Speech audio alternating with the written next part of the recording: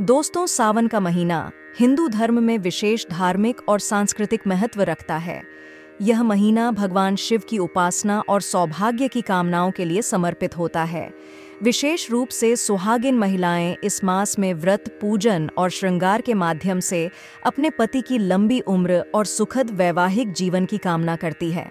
इन धार्मिक परंपराओं में से एक है हरी चूड़ियों का पहनना। आइए जानते हैं इसके पीछे का महत्व और सावन में हरी चूड़ियां के पहनने के फायदे। दोस्तों, सावन का पावन महीना केवल धार्मिक अनुष्ठानों का समय नहीं होता, बल्कि यह स्त्रियों के सौंदर्य, स्वास्थ्य और मानसिक शांति से भी जुड़ा होता है। खासकर जब सुहागिन महिलाएं इस मास में हरे रंग की चूड़ियां पहनती हैं, तो इसके पीछे कई आध्यात्मिक, भावनात्मक और वैज्ञानिक लाभ भी छिपे होते हैं। सावन के सोमवार को शिवजी की पूजा होती है, तो सावन के मंगलवार को मंगला गौरी का व्रत करके सुहागिन महिलाएं पति की दीर्घायु के लिए प्रार्थना करती हैं। सावन में मां पार्वती को सुहाग की वस्तुएं अर्पित करने के बाद महिलाएं स्वयं भी हरी चूड़ियां पहनती हैं। हरा रंग सौहार्द और खुशहाली का प्रतीक माना जाता है। जब महिलाएं हरे रंग की सुंदर चूड़ियां अपनी कलाई पर पहनती हैं, तो न सिर्फ उनके दाम्पत्य जीवन में खुशहाली बढ़ती है, बल्कि बच्चे और परिवार के लोग भी आपसी सौहार्द से भर जाते हैं। तो आइए आपको बताते हैं सावन में हरी चूड़ियां पहनने के फायदे। सावन का महीना वर्षा ऋतु का समय होता है, जब चारों ओर हरियाली छा जाती है। हरा रंग प्रकृति, नवजीवन और उर्वरता का प्रतीक है। जब सुहागिन महिलाएं हरी चूड़ियां पहनती हैं, तो यह इस बात का प्रतीक होता है कि वे अपने जीवन में भी नई ऊर्जा, प्रेम और समृद्धि चाहती हैं। हिंदू परंपरा के अनुसार हरी चूड़ियां पहनने से स्त्री को अपने पति के लिए सौभाग्य प्राप्त होता है।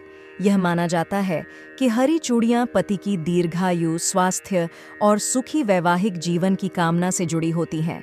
सावन में भगवान शिव के साथ देवी पार्वती की पूजा भी विशेष रूप से की जाती है। ऐसी मान्यता है कि हरा रंग देवी पार्वती को अत्यंत प्रिय है, इसलिए स्त्रियां हरी चूड़ियां पहनकर देवी को प्रसन्न करने का प्रयास करती हैं, ताकि उन्हें अखंड सौभाग्य का आशीर्वाद प्राप्त हो। हरे रंग की चूड़ियों को मंगल, शांति और शुभता का प्रतीक माना गया है। इनका रंग मन को शांति देता है और वातावरण को सकारात्मक ऊर्जा से भर देता है। साथ ही यह चूड़ियां स्त्री के रूप और श्रृंगार में चार चांद लगाती हैं। आयुर्वेद और रंग चिकित्सा के अनुसार हरा रंग तनाव कम करता है, हृदय को शांत रखता है और मानसिक संतुलन बनाए रखने में सहायक होता है। सावन में व्रत और पूजा के दौरान यह रंग भावनात्मक ऊर्जा को स्थिर करता है। चूड़ियों की खनक भी शरीर में सकारात्मक कंपन उत्पन्न करती है, जो महिलाओं के मनोबल और आत्मशक्ति को बढ़ाती है। यह खनक घर के वातावरण को भी पवित्र और उल्लासपूर्ण बनाती है। हरा रंग हृदय चक्र से जुड़ा होता है।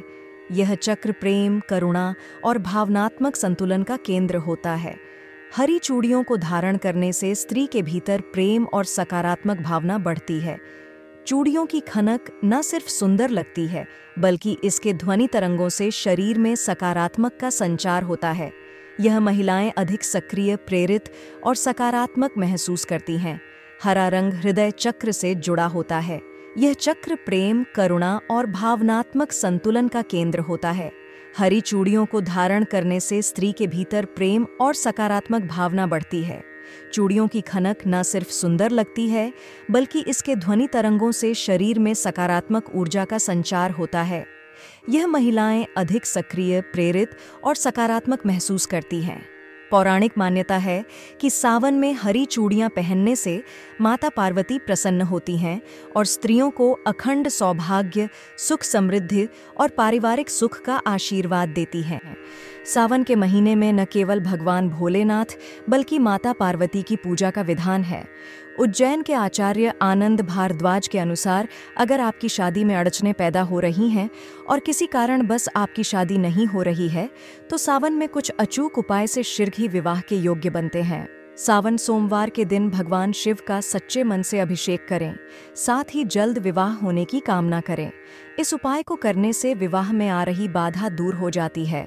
मनचाहा जीवन साथी पाने के लिए सावन सोमवार के दिन विधिपूर्वक भगवान शिव और मां पार्वती की पूजा करें।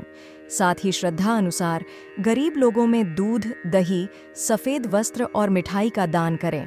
ज्योतिष शास्त्र के अनुसार इस उपाय को करने से महादेव प्रसन्न होते हैं। सावन के सोमवार के दिन कुंवारी कन्या हो या फिर कुंवारे लड़के हो, उनको चाहिए ब्रह्म मुहूर्त उठकर 1 बाल्टी पानी लें और उसमें गंगा जल डालकर हर हर गंगे करते हुए स्नान करना चाहिए। इसके बाद शिव मंदिरों में जाकर भगवान शिव की विधि विधान से पूजन करना चाहिए और ओम नमः शिवाय मंत्र का जाप करना उत्तम रहता है। सावन के महीने में अविवाहित लड़का या फिर अविवाहित लड़की पीले रंग का वस्त्र पहनना चाहिए। पीले रंग के वस्त्र पहनकर शिवलिंग पर जल अर्पित करें। भगवान शिव को पीले रंग का फूल अर्पित करें। इसके अलावा शिवलिंग पर लगातार 10 दिनों तक इत्र अर्पित करें और शीघ्र विवाह हो ऐसी कामना करें। ऐसा करने से जल्दी विवाह के योग बनेंगे। सावन के हर सोमवार को भगवान शिव के मंदिर में शिवलिंग पर 5 नारियल अर्पित करें। नारियल चढ़ाने के बाद ओम श्री वरप्रदाय श्री नमः का जप करें। ऐसा करने से कुंवारी कन्या के जल्द ही विवाह के योग्य बनेंगे। संतान प्राप्ति के लिए सावन के महीने में बेलपत्र का यह उपाय करना बहुत लाभदायक माना गया है। इस उपाय के लिए जितनी आपकी उम्र है उतनी ही संख्या में बेलपत्र लें और साथ में कुछ कच्चा दूध भी लें। अब बेलपत्रों को एक एक करके दूध में डुबोएं और जिस तरफ से बेलपत्र की चिकनी सतह होती है उस तरफ से बेलपत्रों को शिवलिंग पर चढ़ाएं। इस दौरान ओम नमः शिवाय मंत्र का जाप करते रहें। कम से कम 7 सोमवार तक ये उपाय करें। इस उपाय के प्रभाव से भोलेनाथ की कृपा से जल्दी ही आपके घर आंगन में किलकारियां गूंजेगी। अगर घर का कोई सदस्य काफ़ी समय से बीमार चल रहा है और स्वास्थ्य लाभ नहीं हो पा रहा है तो ऐसे सावन के महीने में बेलपत्र का यह उपाय आजमाएं। यह उपाय बहुत प्रभावशाली माना जाता है। इस उपाय को करने के लिए एक तांबे के लोटे में जल लें और उसमें पीला चंदन डालें। अब इस लोटे में 108 बेलपत्रों को डाल दें। इसके बाद शिवलिंग पर जल चढ़ाते हुए एक एक करके बेलपत्र चढ़ाते रहें। इस दौरान ओम नमः शिवाय मंत्र का जाप करते रहें। सच्चे मन और पूर्ण श्रद्धा से बीमार सदस्य के अच्छे स्वास्थ्य की प्रार्थना भोलेनाथ से करें। मान्यता है कि इस उपाय को करने से हर तरह के रोग जल्दी ही दूर हो जाते हैं और व्यक्ति स्वस्थ हो जाता है। अगर आपके पास पैसा तो आता है लेकिन वो टिक नहीं पाता है, घर में धन के न रुकने से आर्थिक स्थिति भी सही नहीं चल रही हो, तो इसके लिए सावन के महीने में बेलपत्र का यह उपाय करना बहुत ज़्यादा लाभदायक साबित हो सकता है। इस उपाय को करने के लिए सावन के पहले सोमवार को चुनें। सावन के 5 सोमवार के दिन किसी मंदिर में जाकर शिवलिंग पर बेलपत्र चढ़ाएं और भगवान शिव की आराधना करें। कुछ समय के बाद इन बेलपत्रों को शिवलिंग से उठाकर अपने पर्स, तिजोरी या फिर पैसे रखने के स्थान में रख दें। इस उपाय को करने से आपके पास कभी भी कमी नहीं रहेगी। अगर संभव हो तो बेलपत्र का पेड़ अपने घर में लगाएं। मान्यता है कि बेलपत्र का पेड़ घर में लगाने से मां लक्ष्मी प्रसन्न होती हैं और आपके घर में निवास करती हैं। सावन में शिवजी को सबसे अधिक चढ़ने वाला फूल कोई है तो वो है बेलपत्र या बेल। त्रिदल बेलपत्र भगवान शिव को अर्पण करने से उनकी विशेष कृपा प्राप्त होती है। इसके 3 पत्ते सत्व, रज और तम का प्रतीक होते हैं। सावन माह में शिवलिंग पर बेलपत्र अर्पण करने से सभी तरह के पापों का नाश होता है। शिवजी को धतूरा और बेलपत्र के अलावा आख, अकंद या मदार का फूल भी काफी प्रिय होता है। शिवजी की पूजा में इस फूल का मुख्य रूप से इस्तेमाल होता है। इस पौधे को समृद्धि, शांति और संतुलन वाला पौधा कहा जाता है। सावन माह में इसे शिवलिंग पर चढ़ाने से रोग और कष्ट से छुटकारा मिलता है। शिवजी को लाल रंग का गुड़हल का फूल भी काफी प्रिय होता है। इस फूल को शिवलिंग पर अर्पित करने से जीवन में सकारात्मकता, उत्साह और समृद्धि आती है। सावन के महीने में शिवलिंग पर मोगरा और चमेली का फूल अर्पित करना शुभ माना जाता है। सावन माह में इसे शिवजी को अर्पित करने से आध्यात्मिक उन्नति के साथ मानसिक संतुलन में बेहतर बदलाव होते हैं। शिवजी को मोगरा और चमेली के फूल की खुशबू काफी प्रिय होती है। नील कमल का फूल भी शिवजी को अति प्रिय होता है। सावन के महीने में इस फूल को शिवलिंग पर अर्पण करने से सभी तरह की बाधाएं दूर होती हैं। ये शिवजी के साथ विष्णु जी का भी प्रिय फूल होता है। नील कमल फूल को शांति और सौभाग्य का पौधा माना जाता है। शेवंती के फूल, जिसे गुलदावदी के नाम से भी जाना जाता है, ये फूल सुंदरता और श्रद्धा का प्रतीक होता है। शिवलिंग पर इसे अर्पण करने से घर में सुख समृद्धि आती है। सावन माह में शिव भगवान को ये सभी फूल अर्पण करने से विशेष कृपा प्राप्त होती है। हिंदू शास्त्रों के मुताबिक प्रत्येक सोमवार शिवलिंग पर जल और बेलपत्र अर्पित करना शुभ माना जाता है। ऐसा करने से भगवान शिव को शीतलता मिलती है।